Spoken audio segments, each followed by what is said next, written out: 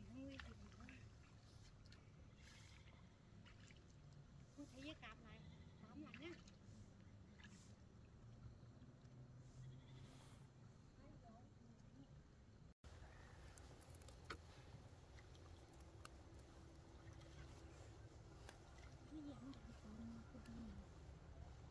Đây là mấy cái cuốn tu. Những ai những thế?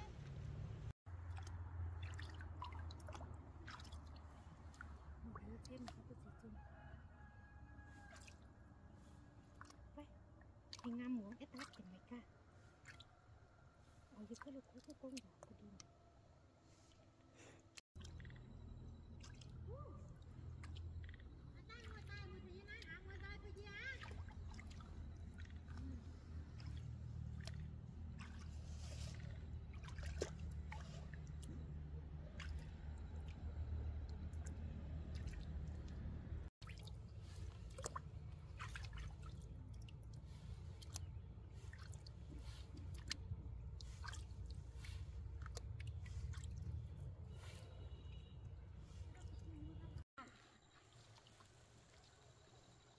Thăm giờ vườn đến cái mình này là cắt thua lọ cái sao lủng có rồi ui vô mình vườn con gai xếp đơn một điều vườn này đô xếp này dạ còn hai tay em mai vườn tay này vườn ở đây vườn nên phải cùng phải tuôn luôn á tại tụ lủng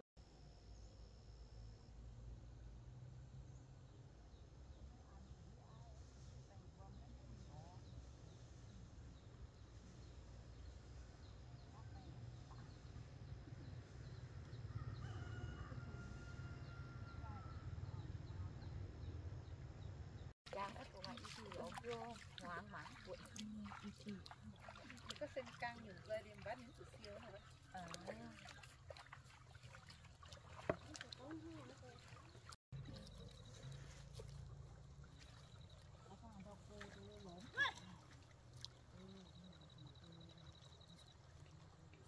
dùng dây làm cái cả cá thật khang kháng hả đi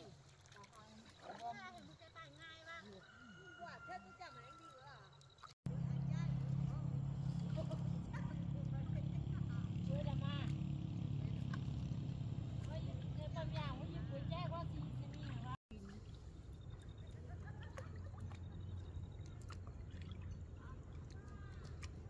chán ơ ta chán ao tải à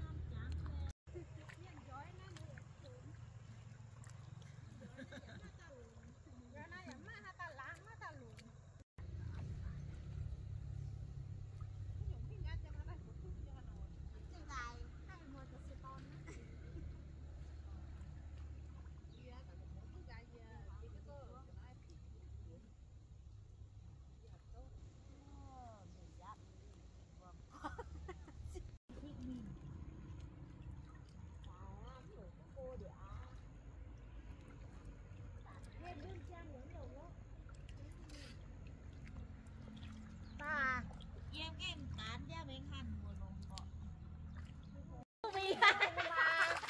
mùa mà đi đàng cha đi xía ông ơi lại cưa đồ mà thì cưa xía mà mới nhau ở nhà nhung nó bé bài phun nhà đi này cá nên nhang thứ nhất nhà giàu thôi thứ hai nhà có đôi thứ ba nhà có mày cây ở đây có mà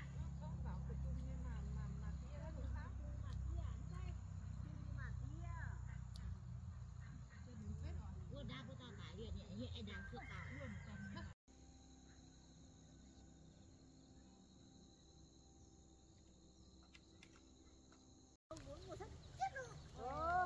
sáng nay chỉ nuôi nước thôi họ còn muốn ngủ đi ngủ lá ba cứ đi ngủ lá coi được thì thôi á ba cưới cho nó tỉnh đi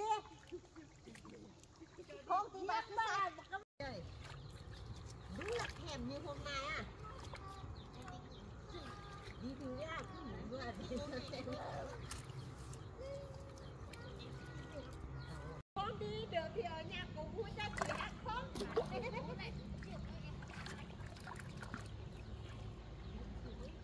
là như cũng lại nhiều à ui con cái nhìn con ra Đây là người cầm ghê rồi.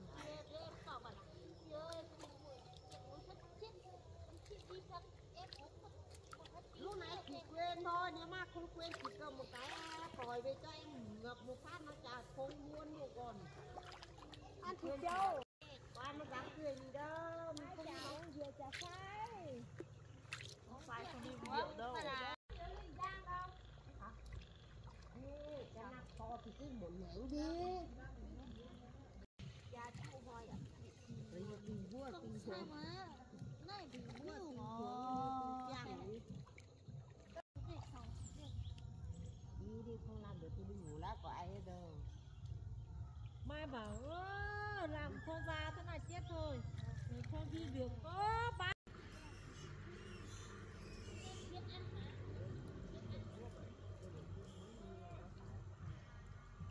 Chấm thôi không thôi.